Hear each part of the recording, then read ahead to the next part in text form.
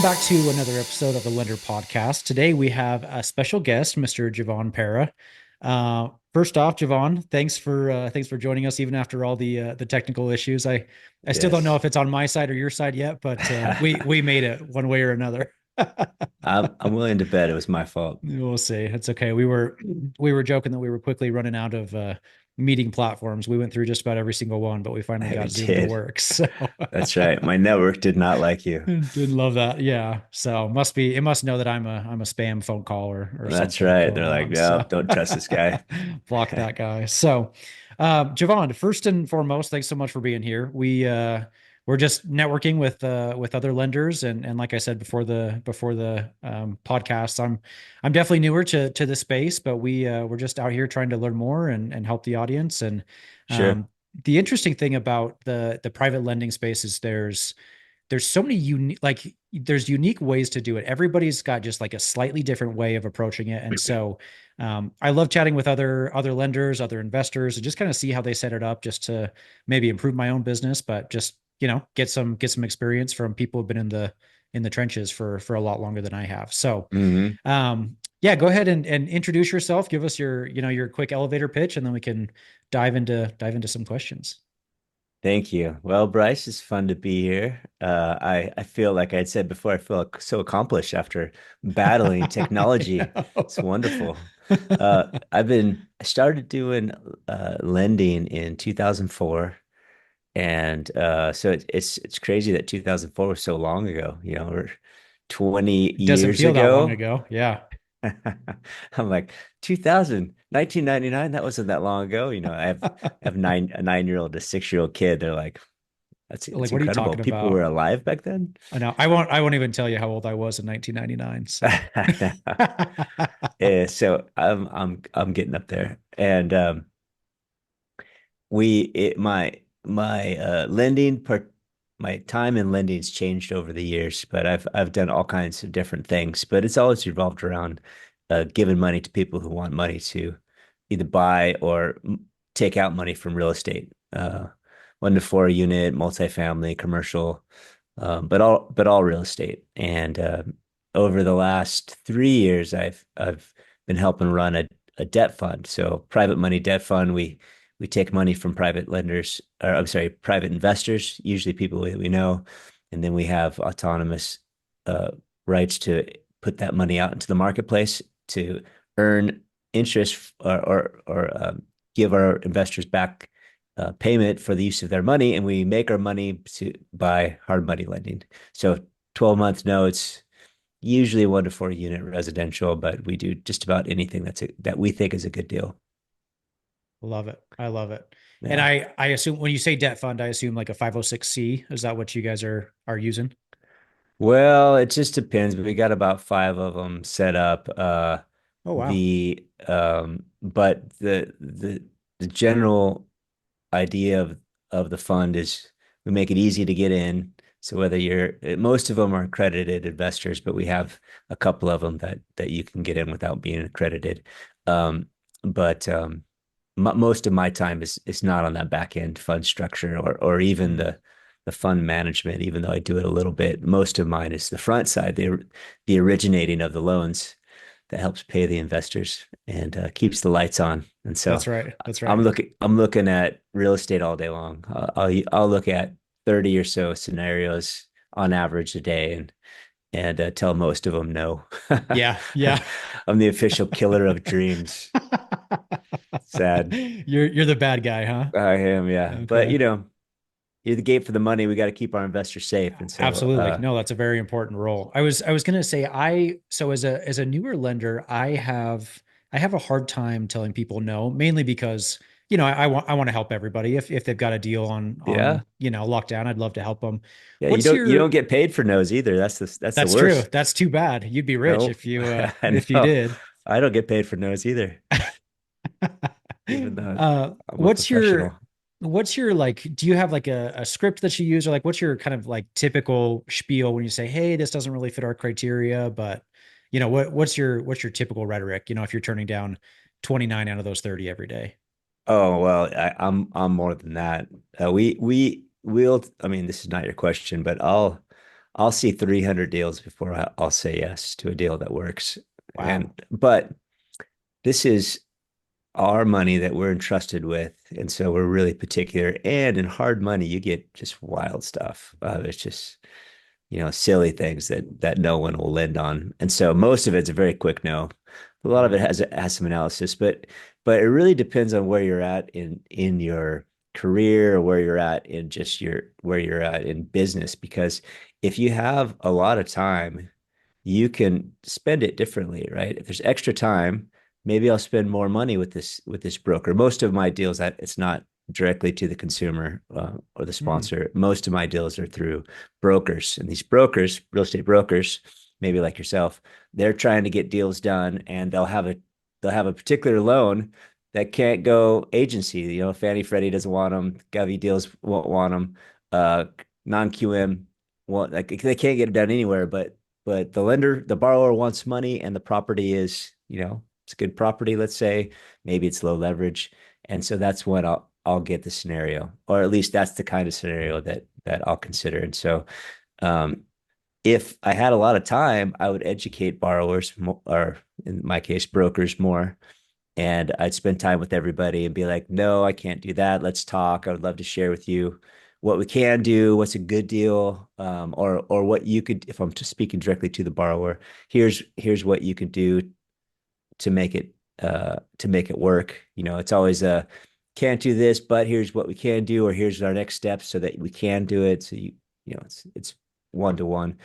I see so many scenarios. I don't spend a lot of time with that, and so mm. I'm You all just about don't have the sit. time to do that. I don't have the time to invest into The education the piece. the referring partner or the borrower that doesn't qualify. But Mm, I do feel it's very important, and so what I do in order to still accomplish that, even though I don't have time, is I script everything. And so I use email scripts. And when I was in Outlook, I there's a they call it signatures. Actually, you could put as much scripting as you want in a signature, and yeah. it just pops down.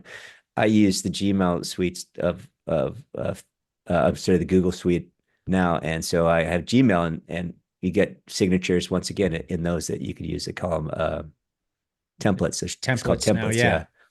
And so anything that I will say or write, in this case, an email, uh, more than a couple times, it instantly becomes a script. And so I'm always, no, I can't do this, but here's what we do do. No, I can't do it. Uh, Here's what we do do. Thank you so much. And so I'm always, with my no is always a man, thanks for thinking about me. And here's what we are looking for every time. mm. Um, and I like that actually because, like I said, I have a hard time saying no, but when you're kind of hiding behind your keyboard, maybe that makes it a little easier just to like, and I mean, not be like heartless, of course, but like, yeah, like, sorry, this doesn't fit our criteria, like, but this is what we do, and like keep us in mind for the next one.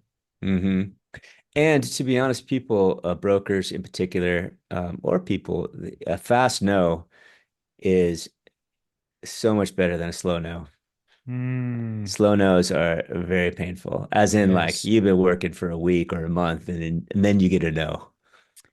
Those are rough. Those are I rough. didn't think about that. Fast no's, it's actually they're generally very appreciated. Fast no, here's what we do, Lou. Here's what we do like. People, uh, and that's what I do consistently is very fast no's, but always educating on what I will do. Mm, that's so, yeah, because you lead somebody along, for a week thinking that this is going to work out. And then now they've just lost 7 days out of their 30 days on their contract. And That's right. Yeah. Oh, that's very that's no smart. good. Yeah. Give me a scenario of like, if you see so many of these on a daily basis, what's an example of like a really poor deal? And then what's an example of a good deal that you would actually fund?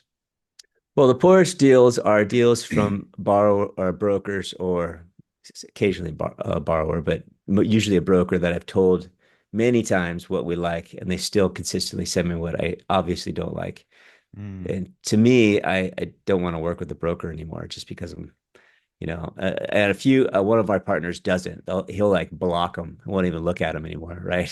Just because it's like, why am I looking at your things? You've been sending me deals for 3 years, and I've never done one because you don't remember on don't get it. purpose. Yeah. So in generally, I can't say for every lender, but There's leverage is the first thing to think of, meaning what's the loan to value. A lot of times a broker will call me and be like, "Well, it's got great equity." Well, that means nothing to me. Mm, Equity is just the dollar amount that's left over, but it could be 500,000, $1 million in equity, but still the loan to value can be 90% loan to value. It's just because of the value and how much loan is on it. And so, first of all, equity means zero to me.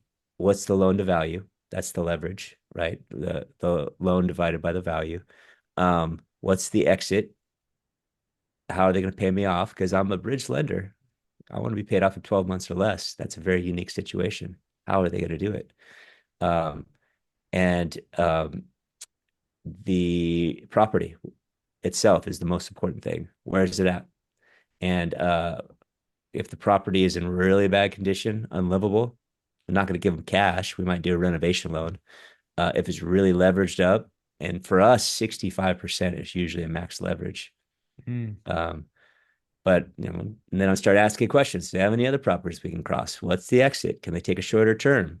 All these things that make it safer for us, so that I'm able to overcome some of these difficulties. Because in general, I'm not going to see a deal unless there's some difficulty, right?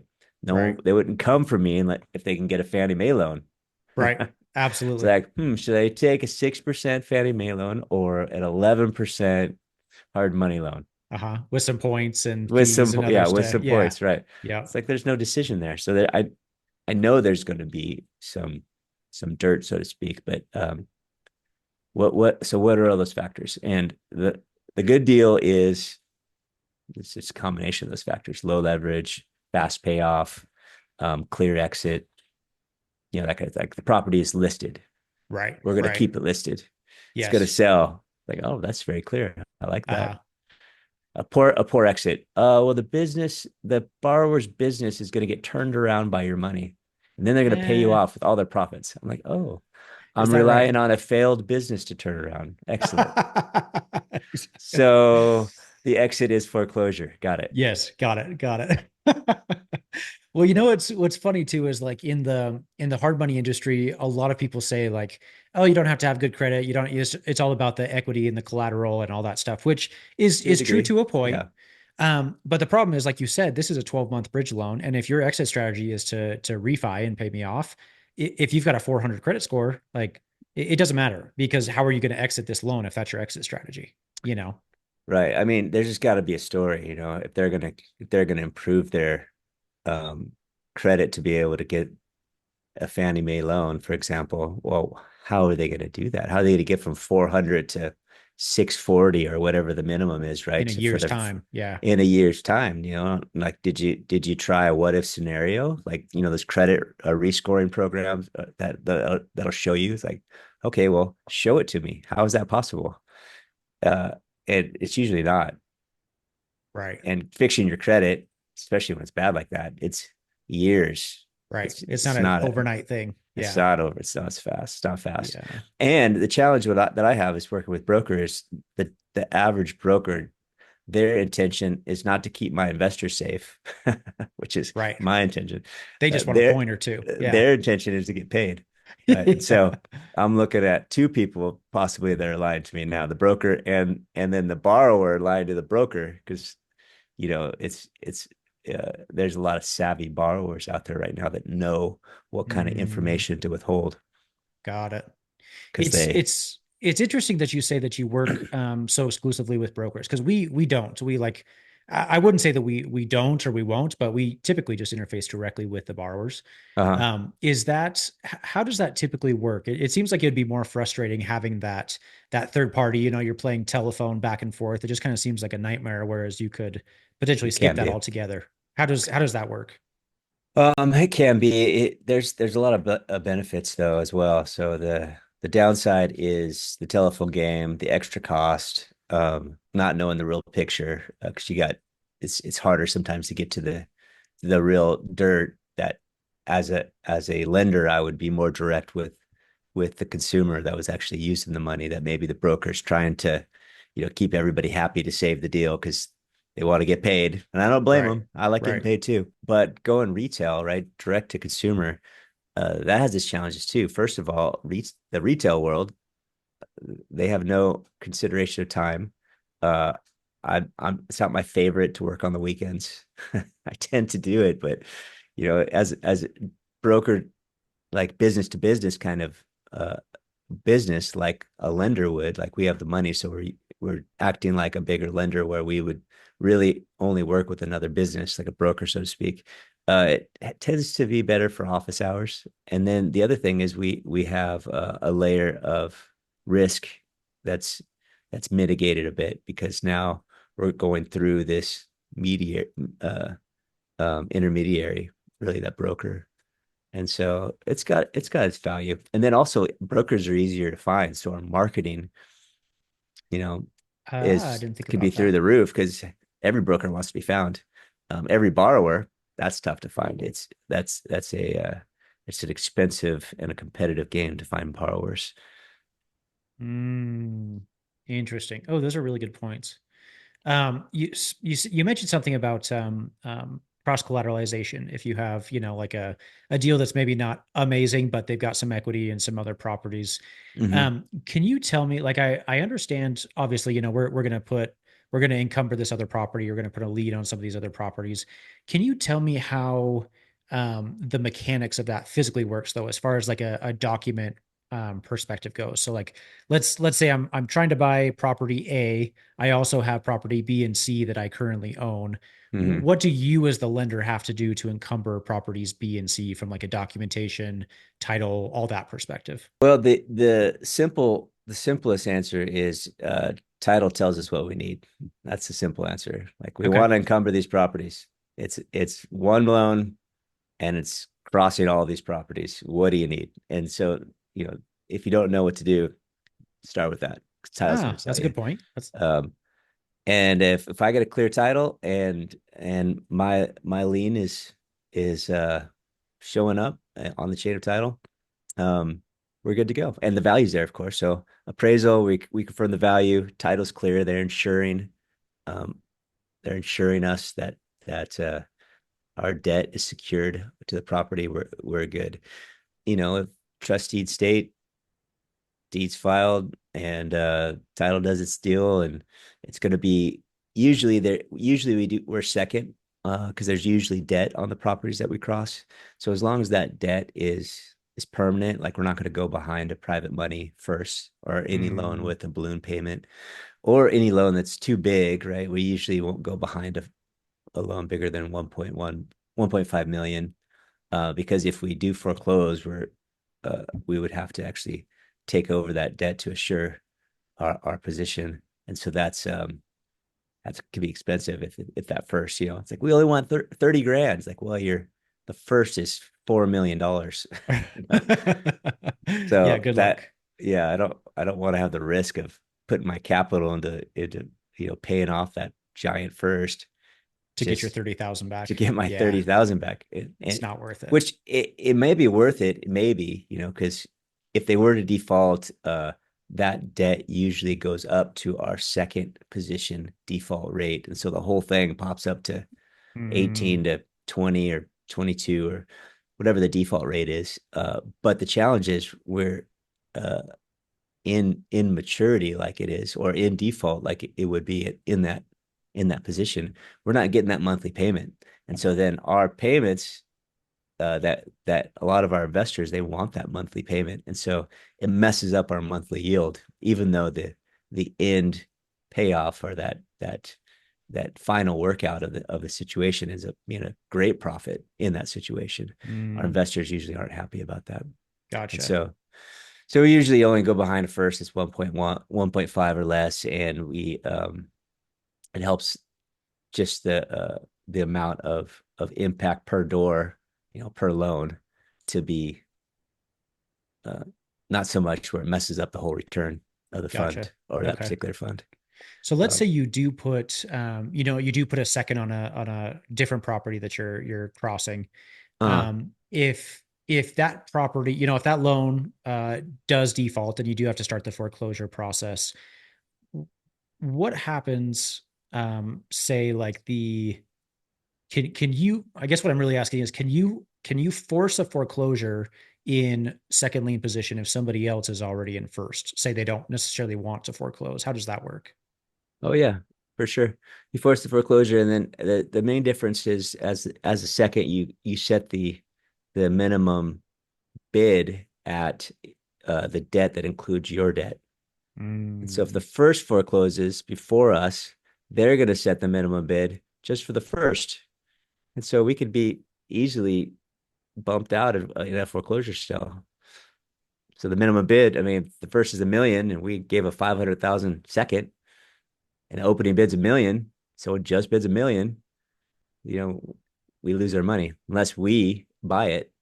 So then got once it. again, that's usually what we end up doing. If we find ourselves in that predicament of the first forecloses before we do, is we have to take over the first, or roll the dice, make Interesting. sure the bid's high enough to take care of us, which Gotcha. we probably wouldn't do.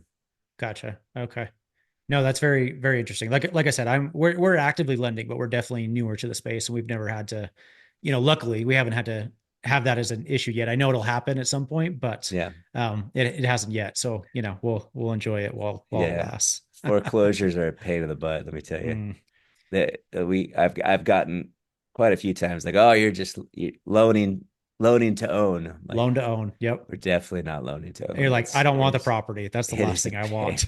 Well, I mean, a lot of these properties we wouldn't mind. I mean, they're great properties, but just the pain and the cost and their risk. There's just risk in it still, of getting that far. Our intention is always loan so you can pay us off. Right. Right. Please. Yes, Uh, please pay. but I mean, we do. That is one of the things of, hey, if this goes wrong, every time, if this goes wrong, and I'm assuming everyone's lying to me, it's just by assumption. Are we going to be okay? Are my investors still safe? And as long as it's yes, that's when we do a deal. Gotcha. Gotcha. What percentage would you say of your deals do go south? Maybe not necessarily like to the through the full foreclosure process, but default of some point, and then you're able to kind of recoup that at some. Oh shoot, maybe 10% will go into some sort of default, just on a monthly type at a minimum 30 days. Lates, people do lates all the time. Most of our deals are in California, so that the new rules of no default rate on a late payment, like you could at most charge a fee, you can no longer charge additional uh, rate increase, which was Mm, something you got away with for a while. So nowadays everyone feels the luxury. It's like, oh, it's $200 fee, whatever. Why would I pay you on time? There's no. I'd totally. rather use that money for something else. Uh-huh. So, like, thank you, California. And so lates are very, very common. Monthly 30-day lates also it's not unheard of, right? Maybe, I don't know, I'm guessing, but maybe 10%. But taking Okay. back a property is very rare. We'll take back maybe one property a year, I guess, on average. Okay. Okay. So pretty few and far between. And Not that's very that's how often. you'd like it to be. Yeah. Oh yeah, and it's like complete negligence usually from the borrower, because we're actually trying. I'm trying to reach out to them and be like, hey, you guys really shouldn't let us take this back. Mm. And You're they're ducking your phone calls and trying Yeah, they don't to want to talk to they're me. just hoping it's going to go away. Yeah. Go away, or they're listening to their attorney who's incented to keep the lawsuit going. Like if they're, Ah, the attorneys get paid for legal matters, but we get, so whether they'll listen to me or not is one thing, or not. I'm not sure, mm. but they usually don't. If it gets to that point. But most of the time, when someone goes into BK,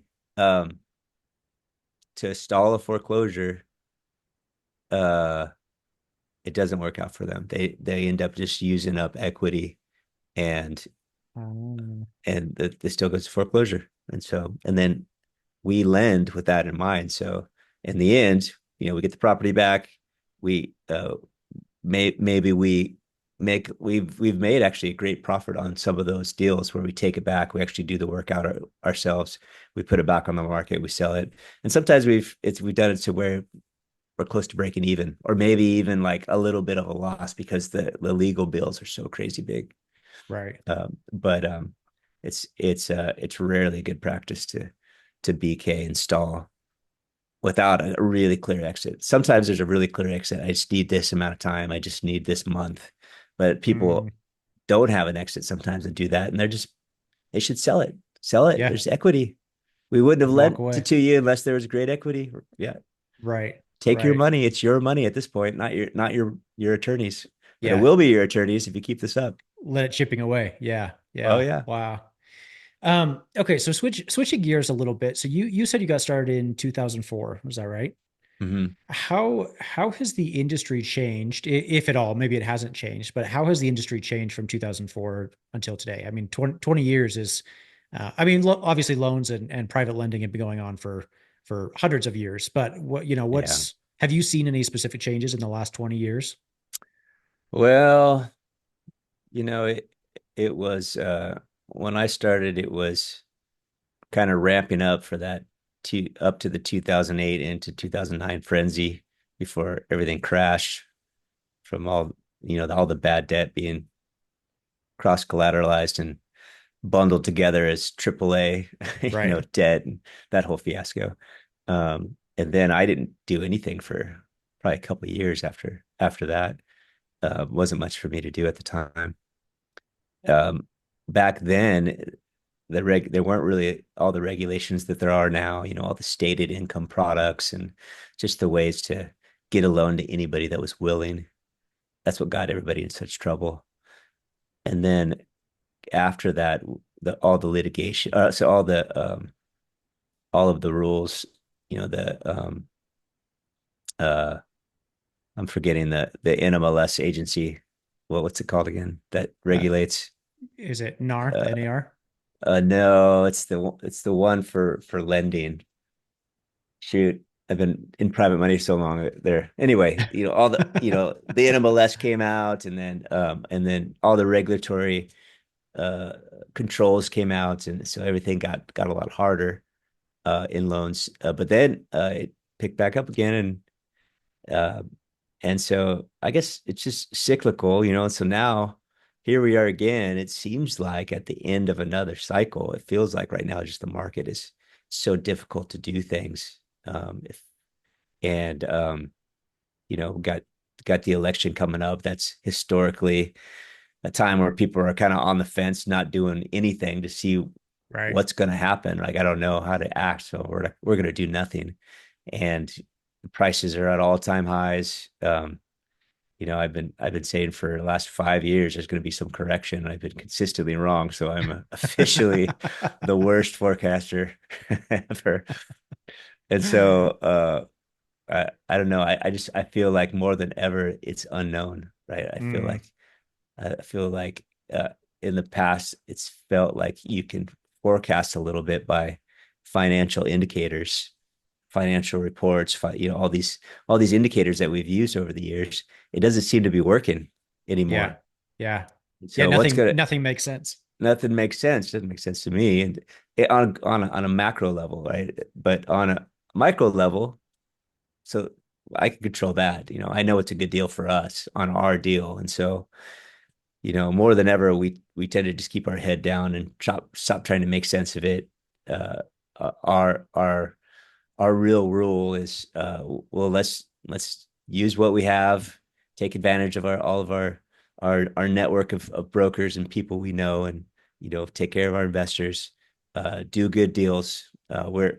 We do random stuff because it's our money, and we have the luxury of taking advantage of deals, even if it's not a normal deal. Mm, We just did a bunch of retail setters, and we don't usually do that, but it was the deal itself was really good as far as the cash flow and the safety for the capital, and so we're like, okay, let's do those, whether it's taking on real estate and fixing it up and selling it, or even renting it out for cash flow, which is really hard to do nowadays, hmm. especially in Southern California. Absolutely. And so I don't know. I guess the big difference for us is I'm just staying hyper focused on our tiny little world. Mm.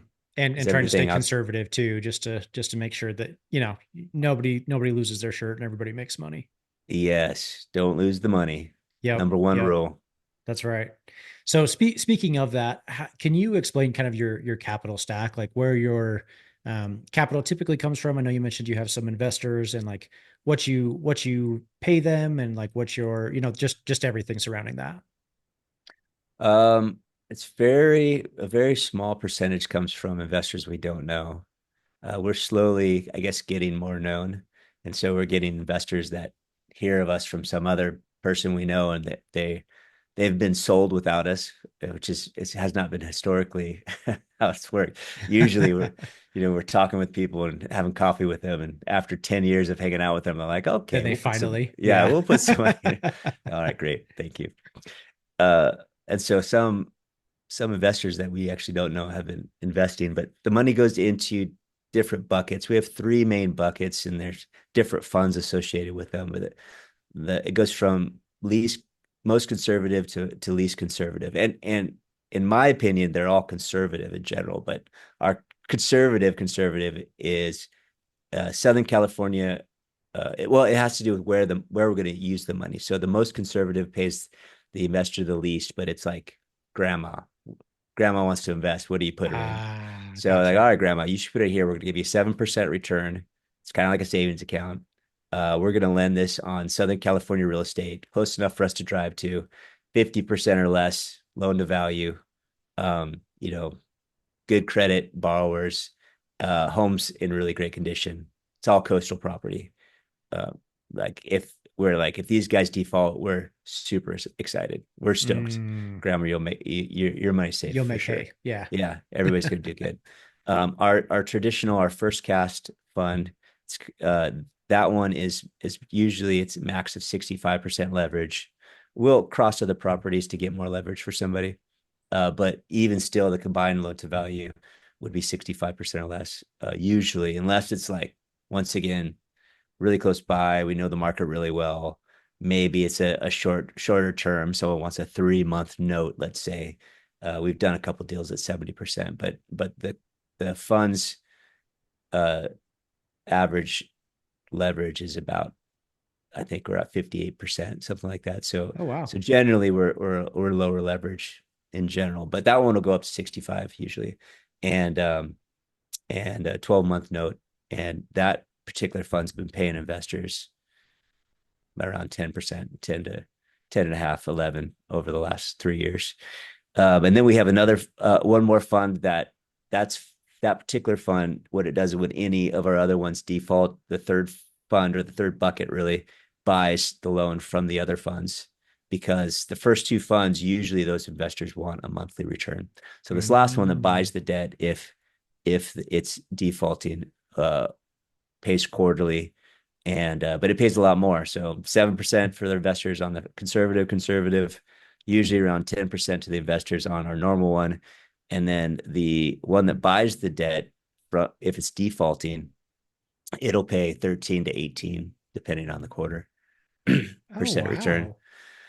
But when it buys the debt, it's already at 18%. That's the default rate. And then if we work the deal out, if we actually take it back and do a whole workout and sell the property, that could easily be 100% return on that Yeah. quarter. Yeah. That's so interesting. I've never heard of people, divvying it up like that into different buckets of like ultra conservative, conservative, and then maybe a little higher risk. That's Mm, very, very interesting. That's yeah. that's cool. Very unique. Yeah. Our most popular, surprisingly enough right now is the lower interest return because it's super safe. It's Yeah. like as safe as it gets. It's boring money. Got any boring money? All right. Uh-huh. I We'll mean, take it. you're essentially like a high yield savings account. I mean, a little Yeah. better than that, but yeah, it's And definitely we could not. work out liquidity. It's usually a year. You have to lock it up, but there's different ways to get the money too if you need it faster than that Wow. for whatever reason. And have you found at this point in your lending business, do you have more capital than you have deals, or do you have more deals than you have capital? We always have almost infinite amount of capital, and so it's all about the deal. Mm, And the reason it's infinite capital is we have many of our investor relationships don't want to be in the fund at least any more than they already are, but they're deep pocketed investors, and so every time we have a deal and we're our fund is tapped our liquid fund. We also have lines that we could leverage if we needed to take advantage for um, with the leverage. But we have these investors that are like, you got this deal, that's a good one. Let me know about it. And so every time we got, all right, Bob, you know, all right, Chris, Gotcha. got this deal. Are you in? Like, oh, that is a good deal. Okay, I'm in. You've got all the capital you need. So whenever we need the money, we always have had it. Yeah. That's amazing. So definitely more. If we would love to have a problem with have too many deals. Having too much money is we it's not a good one to have. Right. Hurts the return, right? It's money Yeah, sitting it around. does. So Yeah, it does. unfortunately, that is the problem that we have when we have a problem. Gotcha. Gotcha. Money sitting around. So please send us your deals. That's Let right. us give you money. Tell me more about how like your loans are typically structured. I know you've said you've got 12 month loans. What do your points and interests look like? Is it pretty static, or like do you have different loan programs for different like LTVs and leverage and things like that, or is it just blanket? This is what we offer across the board. I've developed some guidelines that we loosely follow. The benefit and the challenge that we have, they're all in the same. It's in the same thing is that we could do what we want, right? So I don't have another entity to get approval from. Me and Bob and Aaron sit in a room, be like, hey, this is the deal I have. This is what I want to do. You guys have any concerns or any layers of risk? I don't see. Like, no, that sounds good. All right, let's do it. And then Ah, that's it. And so when you have that kind of flexibility, um, you're able to look at a particular deal as an investor. Is this a good investment? And if it is, then we're gonna do it. We want to, is the money safe? Yes. Are we gonna get a good return? Yes. Let's do it. And so because of that, I my guidelines that I've written, I I run over them all the time. Say we can't do something, we do it. Say we can do something, I don't do it. mm, And it's just because I'm looking at everything like this is my deal.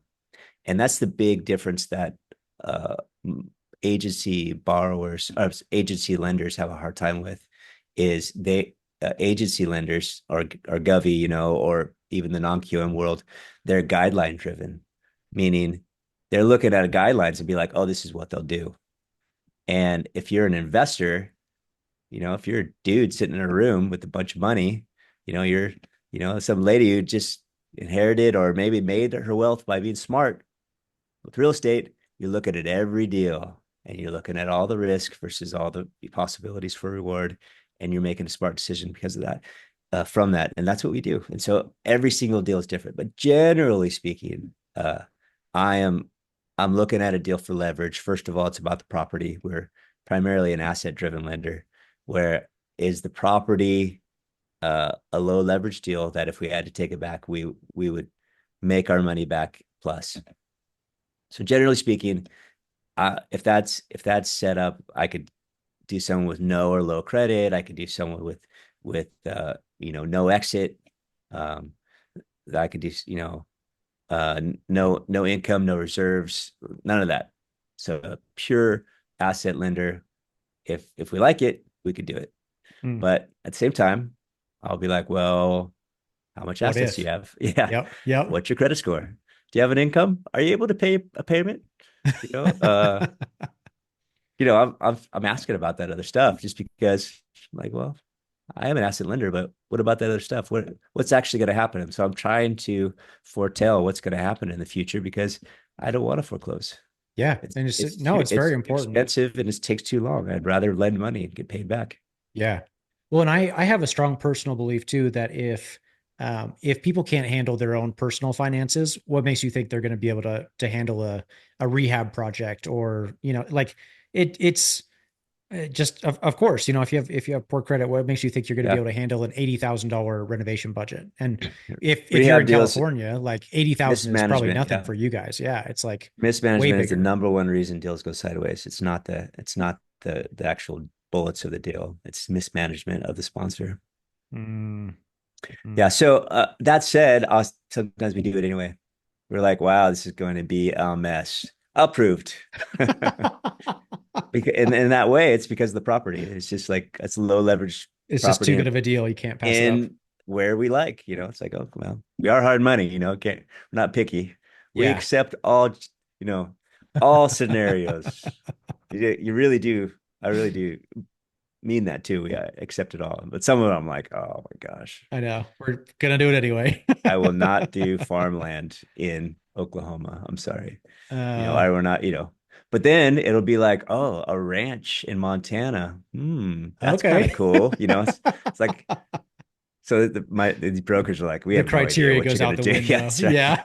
So, well, maybe we'll do run ranch. Why are you gonna do a ranch? What about that other farmland? Well, farmland in Oklahoma, but a ranch in Montana. There we go. That's kind of Yeah. cool. Don't you think it's cool? They're like, we have no idea what you're talking No about. way. But I all right, love it. great. That's funny. I mean, honestly though, a I ranch in Montana, I that's cool, probably right? would too. I'd be like, yeah, Right? I'd do that, like we're in Idaho, so Montana's just north of us, There we like go. A ranch in okay. Idaho. I'd do that Yeah. as well. As long as You've it's seen like I need you've seen one Yellowstone, ranch in the right? portfolio. Yeah, of course. Of Yeah. course. Yeah. So like, if you got the what was it, the something J Ranch or whatever they live on, like, Yeah. yeah, of course not. Like I'll fund that. That sounds great.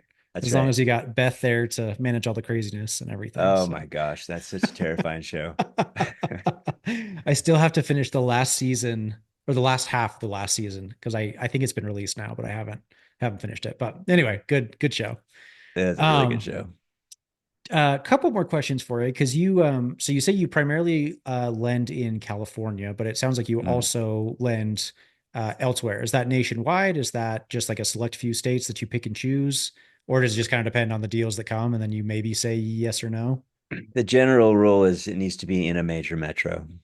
And then Mm, we prefer residential. So we would want to be in a nice suburban area in the major metro or just right outside the major metro.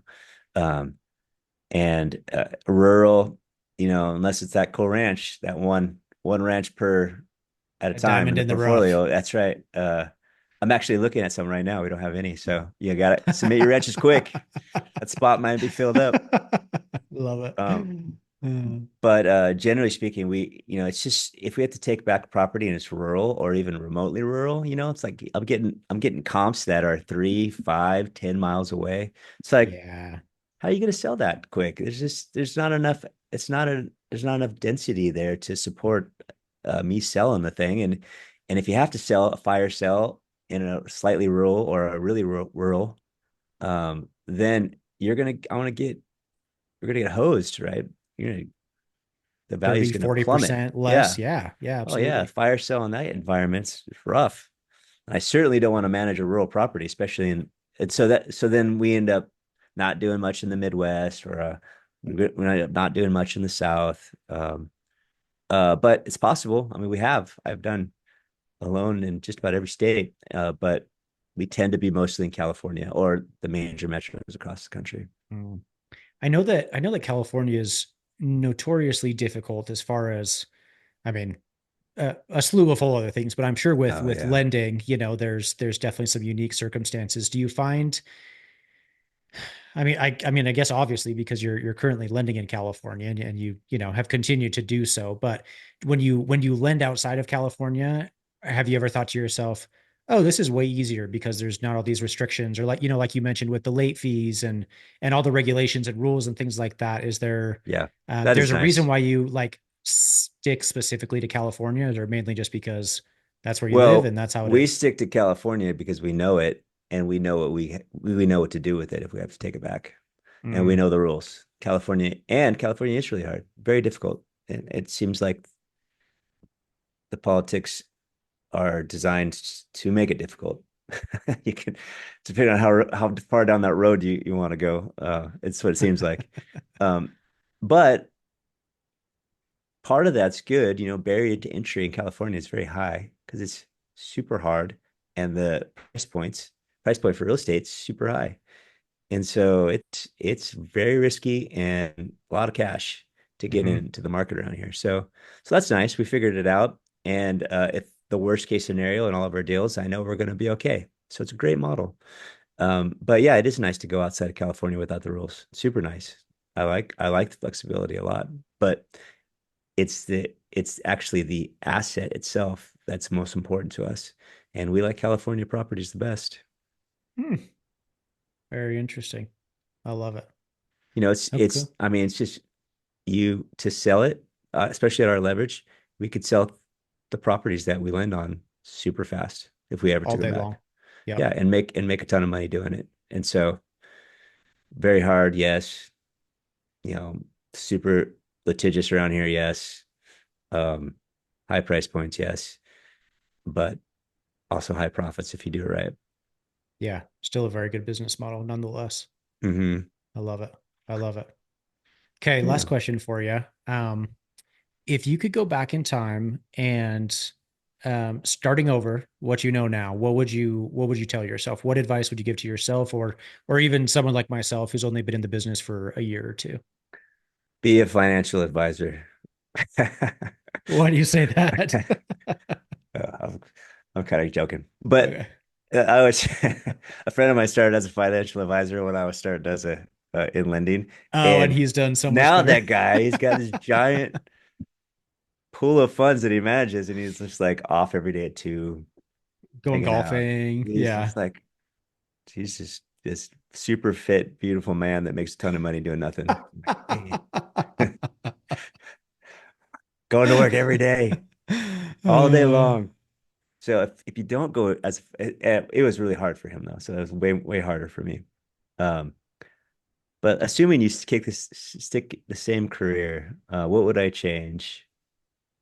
Dang, I don't know. It's hard to say. I think if anything, the thing that would I would change if I could would be more surrendered to where I was at along the way, because wherever you're at, that's where you are. And if you wish you're somewhere else, you're going to stress about it. And stress is not helpful. And all stress is when you're trying to do something that's impossible. So here's a couple things that are impossible. It's impossible to be doing multiple things at once. Like any particular moment, you can only do one thing in that moment. Even multitasking is not doing multiple things at the same time. It's yep. actually switch tasking. And switch tasking is very poor proper time management. It takes way longer to switch task. Mhm. So if you want to be efficient, if you want lower stress, um, there's different techniques of doing it, time management, I guess. But generally speaking, the more as like maybe an esoteric type thought is release everything else besides what you're doing and give yourself to it. And then in that surrender to wherever you're at, that's where the creativity can be to make something beautiful.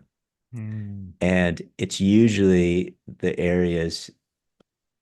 areas that you've missed that have the most value for you.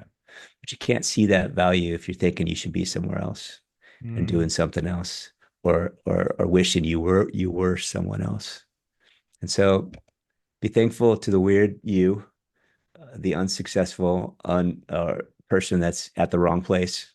Be thankful for that, and then surrender to it. Be like, if you can answer yes to this, I am. If this is all there is, I'm content. And if you can answer a yes, a heartfelt yes to that, that is the breeding ground for uh, high level creativity and satisfaction. Why do we want to be successful anyway? For anything, we want to be successful because we think we're going to be satisfied or happy. Mm. But that happiness and the satisfaction is not going to come from accomplishment. It's just not. No matter what you're going to accomplish, if you get in the gear and the pattern, habits, and the mental construct that happiness is out there, it's hard to turn that off. Because whenever you get to the out there, here you are in the moment and you're still thinking out there and you miss it. But if you end up finding your satisfaction right here, it's very possible to be right where you're at and do what you're doing for fun. It Mm. only takes a couple little tweaks. That's so good. I mean, that's just wise words of wisdom for anything in life, lending or not, and there was a quote I heard once, and it said, um, you have already achieved goals that you said would make you happy. and I was like, ooh, that hit me like a brick to the face. Like So we're true. we're all we're all human. We're all in this hedonistic treadmill, and we want more, and we think and it's cliche. Everyone says like it's the journey, not the destination. But those cliches are out there because they're true. So Mm. that's very, very good words of wisdom and pieces of advice. Nicely done. Jevon, you just dropped a truth bomb with us. Yeah. I Yeah. love it. Very, very good. All right. Well, Jevon, seriously, thank you so much. This has been too fun. I love learning from other lenders, and I mean this I got way more than I bargained for in this one. This is amazing. So I really appreciate it. That's good. Go ahead and leave the audience with all of your socials, your phone number, email. How can somebody get a hold of you if they have that ranch in Montana that they want to get a loan That on? ranch. I need one ranch. jcap.net is our website. You can email me at Jevon@jcap.net, Jevon at jcap.net. My cell phone is 949-463-9898. There's a very good likelihood that you're going to get a text when you call me that tells you to email me because I don't answer my phone. But once again, this was earlier in the conversation. If I have the time, I actually do enjoy talking and educating and seeing and to be honest, Bryce, that talking about life and fulfillment and how to be happy and finding success. Those are my favorite conversations. And so, Mm. um, you once in a while people get trapped in these esoteric conversations when they just want a rate and term. Yeah. Like, get them, no way out. I'm sorry, you need to repent from your ways. I love it. Hence the email. Just email Javon. Don't call him because he'll give you a sermon. It's for your own good. You should just email me. That's right. I love it. All right. Well, Javon, I think we'll have to do a follow-up podcast where we talk about mindset and the meaning of life because it sounds like you're Oh you're quite man. experienced on that. Oh man, yes, that's the good stuff right there. No one likes I to talk love it. about loans. No, that's right. Nobody wants that. All right. Well, for everybody listening, thank you so much for sticking around, Javon. We appreciate your time. Thanks so much for coming on. And Thanks, Bryce. we'll catch you next week on the next episode of the Lender Podcast.